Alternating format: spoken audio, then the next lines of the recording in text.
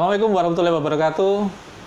Ngopi pagi, para penikmat kopi dan pecinta kebaikan. Nah, ketemu lagi kita di channel kita kali ini, yaitu Ngobrol dan Ngopi bareng Balat Kopi. Nah, ngobrol kali ini memang kita Ngobrol dan Ngopi itu channel yang mengangkat khusus tentang berbagai hal tema atau topik atau siapapun yang berkaitan dengan inspirator, inspirasi-inspirasi yang berkaitan dengan kebaikan untuk diri sendiri maupun untuk lingkungan. Semoga ini bisa menginspirasi dan membuat kita semakin lebih baik lagi dari apa yang kita lakukan dan menginspirasi buat kita untuk berbuat lebih baik lagi untuk diri kita dan untuk sekitar. Dan kali ini ada inspirator yang saya bawa saat ini di channel Ngobrol dan Ngopi kali ini. Beliau ini adalah menyebutnya ya, inspirator juga, tapi saat ini lebih terkenal pada dunia pendidikan, ya. Dunia pendidikan yang menginspirasi banyak orang, atau yang dalam tanda kutip kali ini sebuah pendidikan yang unik, sebuah pendidikan yang berkonsep bisa disebut sebagai kreativitas, mengedepankan kreativitas, bagaimana memberikan ruang gerak, kebebasan pada anak-anak sehingga bisa menemukan jadi dirinya, menemukan tentang potensinya, memberikan suatu yang belajar yang nyaman buat anak-anak. Ya, semua yang berkaitan sama pendidikan yang asik lah buat anak-anak. Beliau adalah konseptor, founder dari sekolah kreatif yang ada di Surabaya. Tapi kali ini kita ngobrol menjadi, kita mungkin ada 2 episode kali ya. Kali ini kita ngobrol tentang beliaunya sendiri. Beliau dan masa lalunya, atau beliau dan masa kanak-kanaknya, atau beliau dan experience-nya sebelum dimasuk pada dunia pendidikan. Nanti kita ngobrol lagi khusus untuk dunia pendidikan.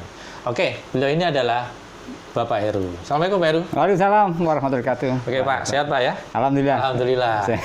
Oke Pak Heru. Pak Heru ini kan saya ngobrol nggak tahu nih mulanya dari mana, kemudian ujung-ujungnya seorang pakar pendidikan atau seorang founder atau inspirasi di dunia pendidikan, tapi tetap gondrong kan gitu ya Pak Heru ya.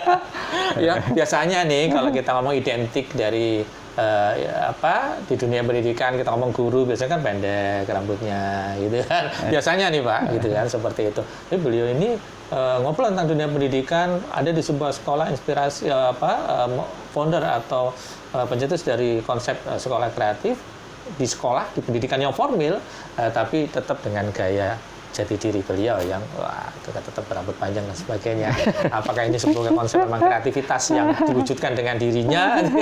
Ya, kita akan ngobrol tentang Pak Heru dan juga apa itu Pak. Sebenarnya Pak Heru ini apakah dari mulai awal itu ada di dunia pendidikan sih Pak? Atau belajar dunia pendidikan atau tidak sebetulnya Pak? Belajar dunia pendidikan atau tidak? Pertanyaannya itu. Iya, sebetulnya jauh Pak. Jadi tidak punya tidak kepikirkan sih kalau sekarang ada di dunia pendidikan gitu. Jadi, ya disyukurin aja lah, alhamdulillah perjalanan bisa sampai di sini. Ya. Tapi besarnya Pak Heru di Surabaya atau dari? Lebih banyak di Lawang sebetulnya. Lawang, di Lawang. Lahirnya di Surabaya, besarnya di SMA di Lawang. Ya. SD, SMP, SMA di Malang semua. Di Lawang. Di Lawang Semuanya. Ya. Berapa bersaudara Pak Heru? 8 Pak. 8. Putra 4, putri 4. Pak Heru nomor 2. Saya nomor 2. Ya. Dan pendidikan semuanya di Lawang. Dan pendidikan itu apakah itu yang dalam tanda kutip ini masa kecil Pak Heru di dunia pendidikan dulu gitu kan, di SD, SMP dan SMA. Apakah hal itu juga memberikan sumbangsih dalam hal pergerakan Pak Heru di dunia pendidikan saat ini atau bagaimana? Saya tidak tahu. Apakah ada korelasi untuk itu? Tapi mungkin iya. Jadi saya melihat pengalaman aja. Jadi pengalaman memang ya akhirnya apakah dampak atau menjadi misi ya, secara tidak sengaja gitu kan. Jadi semacam kalau sekarang di sekolah ini pendidikan inklusi begitu, nah, mungkin itu baru terasa ketika sudah besar. Saya itu juga termasuk kategori itu, ada inklusinya sebetulnya. Gitu ya? Ya, dari gejala atau tanda-tanda anak-anak yang inklusi itu bagaimana? Saya dulu pernah ngalamin demikian. Gitu. Jadi, apa itu Pak kalau lebih spesifik? Sosialisasi kurang ya. Terus bukan tipe yang dalam tanda kutip aktif untuk membuka komunikasi gitu. Ya. Jadi sangat introvert banget gitu. Jadi sangat introvert. Terus ada ada rasa minder, tidak percaya diri dari pergaulan atau mengungkapkan sesuatu itu jadi ada hambatan begitu. Jadi ya salah satunya kan di situ juga itu. Berarti kalau begitu masa lalu Pak Heru kalau introvert begitu berarti jarang ya untuk dalam tanda kutip yang tampil di muka umum. Oh ya, wah itu salah tingkah Pak. Oh gitu ya. Wah berat. Jadi waktu kalau sendirian ya, tapi kalau berkelompok begitu ya di SMP itu sudah mulai. Jadi SD itu masih tidak terlalu baru di SMP sudah mulai, di SMA sudah ikut band-bandan, nah begitu sudah. Oh, okay, ada begitu. Ya, Jadi sudah ada artinya ada perubahan pengalaman yang saya alamin sendiri begitu. Ada sebuah proses yang begitu natural begitu. Nah, jadi lebih banyak dari mulai awal itu yang konseptor gitu ya, artinya lebih banyak ke arah karena memang itu diem, biasanya kan dia mengonsep dan sukanya adalah dari sisi ke arah ya, di balik meja atau di bawah apa di balik meja gitu ya. Lebih cocok di situ sih. Ya, apa itu terbawa sampai ke arah? Ya, ternyata memang iya. Tapi kalau ditelusuri ya memang tidak bisa dipaksakan orang yang tipikal kayak saya misalnya profesi sebagai orang yang banyak orang gitu ya. Jadi komunitas itu kan tidak bisa, iya tidak nyaman. Atau penampil lah begitu ya, performance gitu, tidak bisa juga gitu. Padahal sekarang penampil di mana-mana gitu. Enggak. Ya, awalnya malah introvert sebenarnya. Iya, iya. Ternyata ya itu tadi ada sebuah entah itu keterpaksaan atau pengulangan kan. Jadi ketika di pengulangan menambah pengalaman, menambah perbendaharaan, terus berkembang. Nah, dari memang itu sehingga ada rasa percaya diri gitu ya. Apa itu Pak yang akhirnya bisa jadi tips bahwa mereka yang introvert itu bisa menjadi dalam tanda kutip walaupun memang masih menyisakan introvertnya, itu bisa menjadi lebih pede jika dilatih berulang-ulang. Betul. Tetapi lingkungan di mana dia berada harus support. Nah, begitu. Kalau dulu Pak Heru dari mulai introvert kemudian menjadi bisa mulai. Alhamdulillah ruang eksplorasinya terbuka begitu. Jadi ada kebebasan untuk tidak terlalu diikat ya, baik itu dari rumah orang tua maupun sekolah, atau mungkin ada dasar dan kutip ya. Tipikal orang dablek gitu ya, mungkin.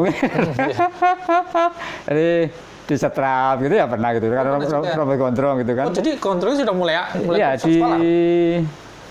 SMP ya, di SMP sudah. Jadi ya di ada pemberontakan gitu. Ya semacam gitu. Kan banyak temannya juga. Pada waktu kan dulu gitu. Bahkan di SMA saya dulu boleh gondrong gitu kan. Oh gitu ya? Iya. Di SMA negeri dulu tuh boleh gondrong. Iya, apa yang dalam tanda kutip mengubah itu akhirnya awal mula apa akhirnya bisa mulai untuk maju ke muka, mulai berani, mulai tumbuh PD-nya itu pada masa itu ada yang membuat bisa seperti itu? Ya, Pak, mencoba ya. Jadi mencoba dan nekat ya, ada tekad. Ternyata kan ada sebuah proses yang pada proses itu kan tidak selalu mulus ya. Pasti ada kendala atau ada miss gitu ya. Saya dulu pernah ngisi di TTS di Surabaya Pos Minggu kan gitu. Jadi ketika sudah terbit dikoreksi salah. Sama redakturnya ya dibilangin, loh kok bisa? Sebenarnya kan juga sudah melalui editing dari redaktur, tapi ya kembali pada yang membuat kan. Ya akhirnya saya minta maaf, saya akan coba lebih teliti lagi, tidak mengulang kesalahan begitu. Nah semacam begitu. Nah itu kan artinya kan sampai selevel itu saya pernah melakukan sebuah kesalahan gitu kan. Artinya jadi pengalaman pertama ternyata salah itu tidak apa-apa ketika tidak disengaja gitu kan. Pada suatu saat orang akan menemui hal yang demikian. Ketika itu melatih mental untuk lebih berani mencoba begitu. Selama tidak unsur itu tadi kesengajaan. Jadi jika ya apa-apa. Jadi selalu berani mencoba itu tadi karena tidak dalam unsur kesengajaan. Itu yang akhirnya membuat menjadi lebih pede, lebih berani. Ya, gitu ya. ya. Artinya, oh nggak apa-apa ternyata. Yang namanya orang salah ya pasti minta maaf, dan itu pelajaran sehingga kita lebih detail lagi, gitu kan. Jadi nggak mungkin kalau kemarin dilihat atau di 1 kali 2 kali, sekarang harus lebih. Berarti kan ya itu memberikan perhatian yang lebih gitu. Jadi momen-momen tersebut yang akhirnya bisa mengubah kita dari introvert menjadi mulai. Ya, gitu karena kan membuka diri. Bukan untuk diri sendiri tapi sudah untuk orang lain nih kan gitu ya. Ya. Jadi kembali ke masa sekolah Pak Heru. Tadi disebut bahwa mulai bandel, ya, mulai ada nakal dan sebagainya. Nakalnya anak-anak dalam tanda kutip. Apakah Pak Heru juga melakukan beberapa hal yang versi kenakalnya anak-anak pada saat itu? Tapi ada juga yang bilang, Pak, nakalnya anak-anak itu ya biarin aja karena itu merangsang sebuah kreativitas. Data itu benar atau tidak? Iya. Kalau saya itu termasuk kinestetik mungkin, Pak. Oh, jadi aktif. Itu kinestetik? Iya, kayaknya sih. Lebih ke fisik sebetulnya. Ya, lebih fisik. Jadi gak bisa diem, orang yang nggak suka diem. Jadi, nah itu kan butuh saluran memang. Jadi pada waktu mungkin untungnya pada waktu masa itu masih banyak ya untuk eksplorasi main atau apapun gitu. Cuman paling resikonya dimarahi tetangga. Kawan-kawan gak turu rame, nah kan semacam itu ya sampai apa namanya? Ya, kalau ya dari main itu pernah ini putus tangan, ya tabrak sepeda lari, terus masuk kali yang hitam itu kan. Udah pernah juga begitu. Jadi salah satu bentuk kekinestetikan itu. Ya banyak sih, jadi ngelidis. Istilah Jawanya ngelidis. Iya, ngelidis ya. Apa itu Pak? Ngelidis dalam tanda kutip dengan kita melakukan beberapa hal kegiatan yang jadi, dalam tanda kutip nakal tadi ya. Iya. Kalau apalagi kan dulu mungkin apakah tidak ada pengasuhan, ini diceritain gitu dari orang tua atau nenek gitu. Jadi saya itu pernah minum. Jadi kalau dulu kan ada waktu masak itu kan pakai minyak gas gitu kan. Minyak gas gitu kan. Nah, rata-rata kalau sisanya itu ditaruh di gelas. Oh, gitu. Itu sempat saya minum Pak itu Pak. Iya. Jadi kalau guyane, loh iya alhamdulillah urip ya Cian. Sampai segitunya. Jadi berarti saya menilai diri saya sendiri, oh ya memang ada sesuatu hal yang gak iso meneng diam gitu. Banyak sih pengalaman kalau masih terus pernah kesiram air panas begitu tuh. Alah ya wis. Itu versi nakalnya anak. Masih umaknya anak dulu itu. Rokok-rokokan pakai beting gitu. Oh iya dulu. Masuk sini, Pak. Cetak sih. Langit. Dioperasi, Pak. Dibawa disimpang sana. Cabuti satu-satu. SD Mas itu. TK barangkali ya. TK. Iya, mungkin TK itu. Masih di Surabaya saya. Berarti kan masih proses TK sama saya pindah di Lawang itu kelas 1. Itu Pak Heru itu introvert tapi kinestetik gitu Pak? Iya. Jadi begitu. Jadi saya tidak tahu sih apakah dulu kan tidak ada ya istilah itu. Iya betul. Masuk kategori apa? Ngelidis gitu, kacau meneng ya. Awalnya begitu. Pernah dihukum di sekolah pada saat itu? Kalau sering sih Pak. Jadi ya hukumannya kan paling ya dicewek, penghapus Pak, wah cetok gitu Pak. Ya Allah, jadi ya macam-macam. Jadi ya karena kan tadi ya tapi dulu kan tidak dendam Pak ya. Iya. Jadi hukuman dari guru itu kan menjadi introspeksi ya. Jadi belajar kita supaya tidak mengulangi lagi begitu. Jadi mungkin kalau dulu kan nyeneni itu kan karena sayang gitu ya. Jadi sehingga kita tetap hormat dengan guru-guru kita dulu gitu. Jadi sehingga wis gede nyadari. Oh ya memang perlu di warning gitu kan. Jadi warning itu. Setuju Pak ya, artinya beberapa hal yang berkaitan sama tanda kutip kenakalan anak itu sebetulnya juga bisa memicu kreativitas. Gitu. Ya, jadi kan sebetulnya memang kalau menurut saya sih, jadi kalau anak-anak ya karakteristiknya ya memang begitu. Mungkin yang tidak begitu karena ada intervensi dari orang dewasa, jadi sehingga dia tidak keluar begitu. Ya. Atau kalau sekarang ketakutan ribet, ketakutan repot gitu Ya, kan, ya, ya. sehingga Gini aja cukup. ya wis dikai tenang aja wis, jadi wis meneng ae nok gini ae gitu. Kasih gadget berlama-lama Ya situ, itu gitu ya. Ya, ya. Itu solusi yang tidak solutif. Sebenarnya anak-anak di masa itu harus lebih banyak experience gitu. Ya, Eksperimen. Gitu. betul. Dan itu naluri kalau menurut saya. Setiap anak-anak kan begitu, ingin tahu, lari, teriak-teriak kan memang. Itu harus kasih ruang. Iya, iya kebebasan. kan menurut saya begitu. Kan orang enggak nyangka kalau saya masa kecilnya kayak begitu kan enggak tahu. Iya, Kan? iya. Masa sih kan gitu kan. Iya, kalau lihat nih profilnya Anteng. Pak Heru atau Ustadz Heru atau Babi Heru sebutannya, wah, anteng gitu ya. Ya, wise itu ternyata memang memiliki masa anak-anak yang kurang lebihnya sama ya. Apa itu? Umek gitu ya. Iya. Punya kenakalan-kenakalan juga di masa Iya. anak-anak. Baru setelah masa anak-anak kemudian masuk ke setelah lulus dari SMA, kemudian ke Surabaya ya Pak Heru ya. Ya, setelah SMA Surabaya. di Surabaya. Saya tahunya bahwa Pak Heru ini pernah ada di dunia media. Ya. Nah, itu apa Pak Heru yang dilakukan di media? Sebagai kontributor atau jurnalis Ya. atau gimana Pak? Sebagai pemasok sih sebetulnya. Freelance gitu kan. Apa, di, Pak? Di kartunis, Pak. Kartunis. Ya, jadi karikatur, membuat Jadi karikatur. Pak Hobi itu punya hobi menggambar juga dari mulai Enggak anak-anak? sebetulnya. Enggak. Gimana? Jadi bukan gambarnya sebenarnya, mungkin ide ya. Oh, Jadi oke. ya jadi Konseptor. gagasan ya, dari gagasan begitu. Melihat sebuah karya itu merasa tidak puas saja begitu.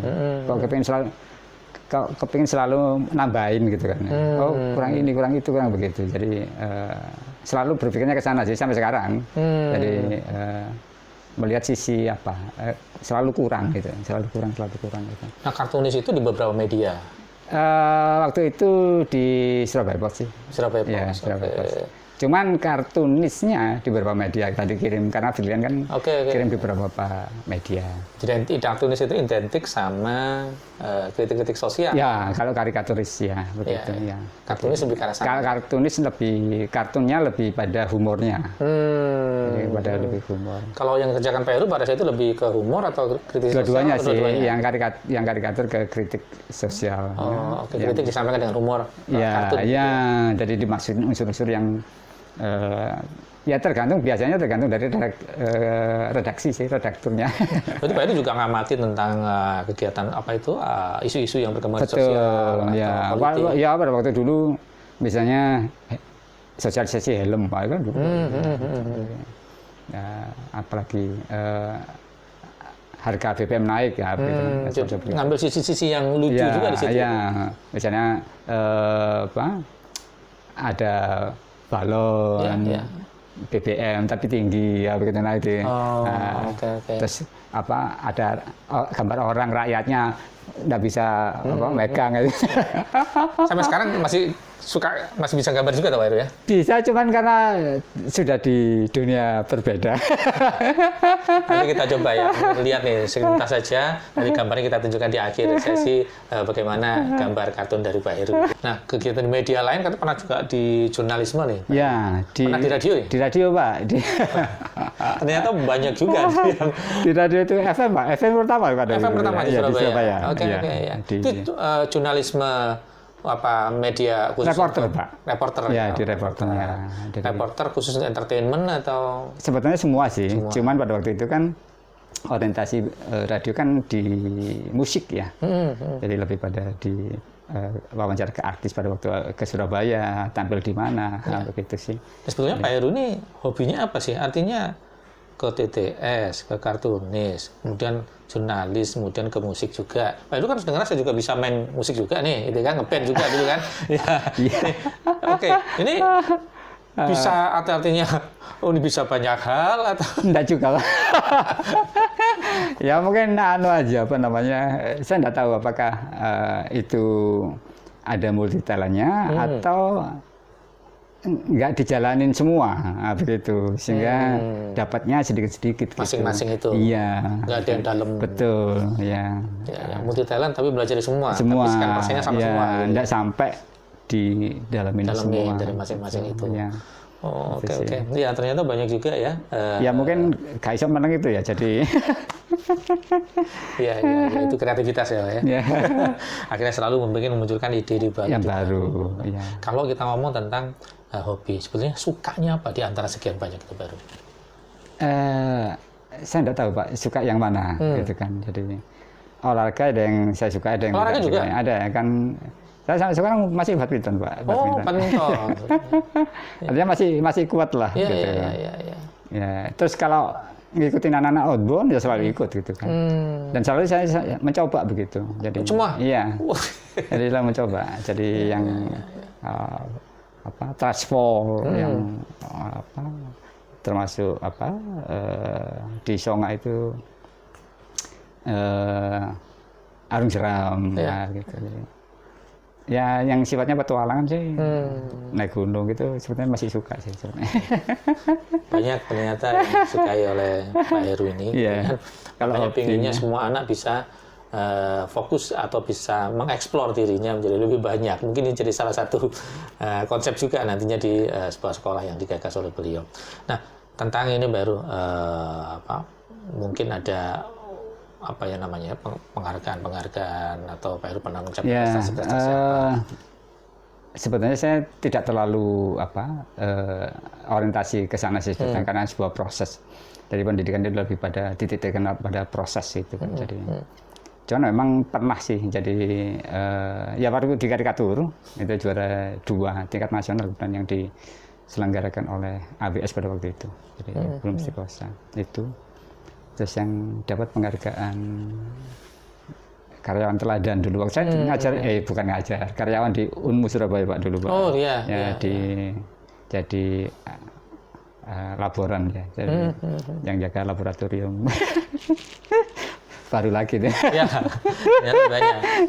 Ternyata banyak. Ada lagi juga bahwa beliau ini awal masuk ke dunia pendidikan bukan di ngajarnya atau di gurunya gitu ya, malah di ekonomi. Di ekonomi, ya. Pemberdayaan ekonomi. Gitu. Iya, sebenarnya pemberdayaan ekonomi. Masuk ke sebuah tempat pendidikan yang di situ ada institusi yang bergerak di bidang pemberdayaan ekonomi. Ya, gitu. Sebetulnya maunya itu, jadi mengembangkan pemberdayaan ekonomi untuk melayani kebutuhan wali murid seperti itu.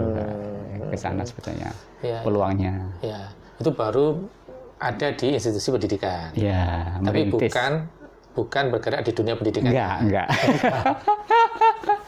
Jadi mah isi Jawanya amping-amping gitu. Enggak di dunia pendidikan. Ini sebenarnya bukan di dunia pendidikan, tapi akhirnya ke dunia pendidikan. Awal mulanya adalah di ekonomi LSM itu ya. Terus masuk di dunia pendidikan itu, tapi tidak di pendidikannya, tetapi di ekonominya menggarap itu sebetulnya pemberdayaan kebutuhan pokok wali murid. Oh, karena market begitu besar. Ya, kenapa tidak begitu. Tapi sampai sekarang nggak jadi.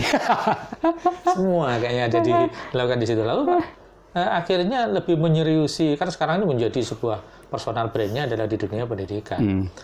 Memilih ke arah situnya bagaimana Pak akhirnya? Sebetulnya mengalir aja sebenarnya Pak. Mengalir aja. Jadi ya ketika Allah menunjukkan ke jalan ini ya disyukurin aja begitu.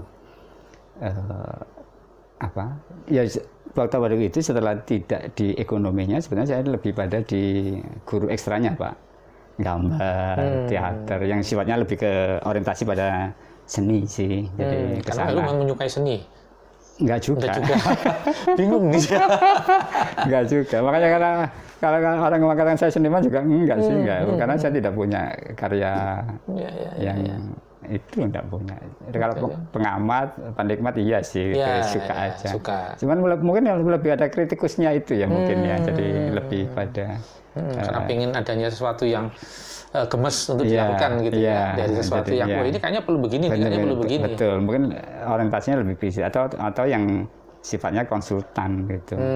Jadi lebih ke sana sih, bukan sebagai pelakunya, ya bukan sebagai pelaku. Dan akhirnya Pak kesininya ke dunia. Ya akhirnya ada semacam ketidakpuasan ketika melihat di dunia pendidikan yang menurut saya pada waktu itu terkesan monoton begitu kan. Jadi ada pengulangan begitu. Terus tidak ada diskriminatif perlakuan begitu kan. Jadi anak yang ada tidak naik, ada nilai jelek, begitu kan. Itu menjadi kegelisahan. Ya, kan otomatis menjadi tekanan bagi anak tersebut gitu ya. Ketika tidak naik, ketika nilainya jelek, terus diumumin gitu ya. Ada ranking gitu kan.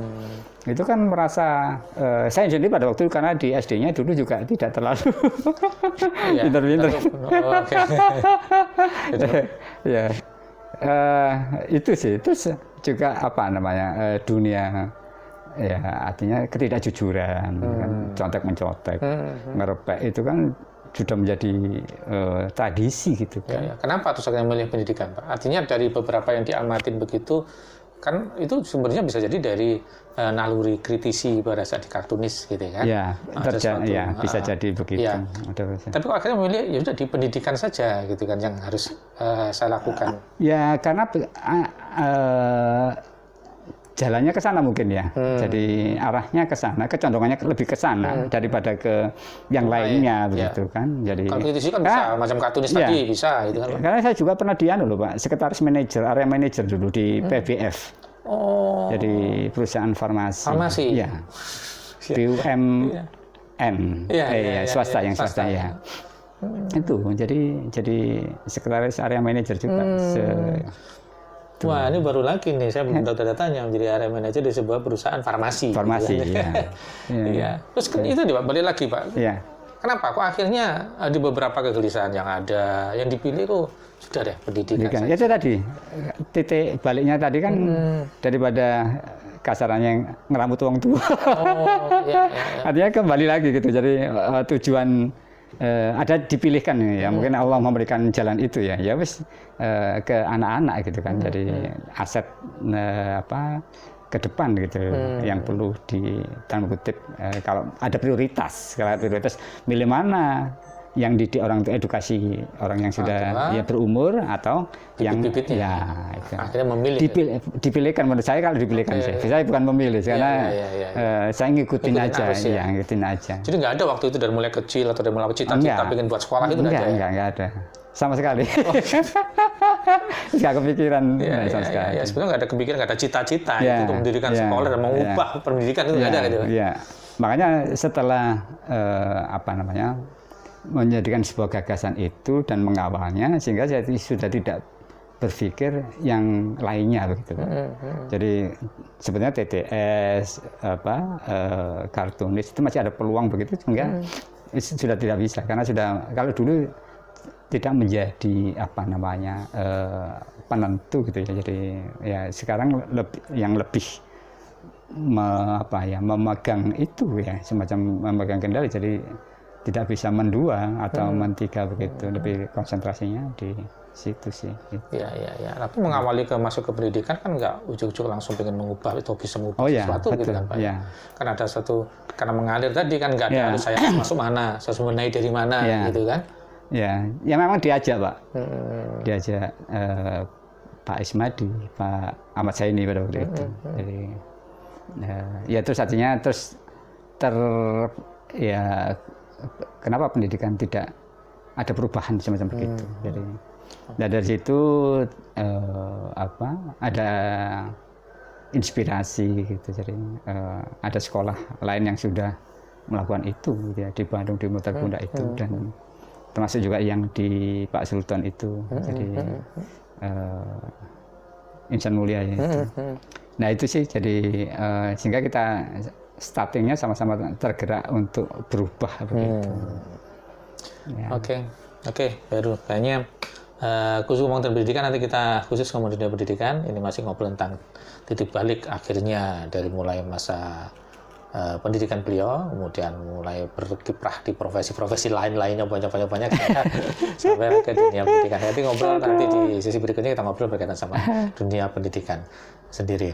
Oke, sampai segini dulu. Nanti kita sambung lagi di episode berikutnya di ngobrol dan ngopi bersama dengan Balat Kopi. Start with kindness, awali dengan kebaikan. Semoga ini bisa menginspirasi tentang apa yang harus kita lakukan ke depan untuk ke lingkungan ataupun diri kita sendiri untuk menjadi lebih memiliki value. Sampai sini dulu dan Assalamualaikum warahmatullahi wabarakatuh. Start with kindness. Waalaikumsalam warahmatullahi wabarakatuh.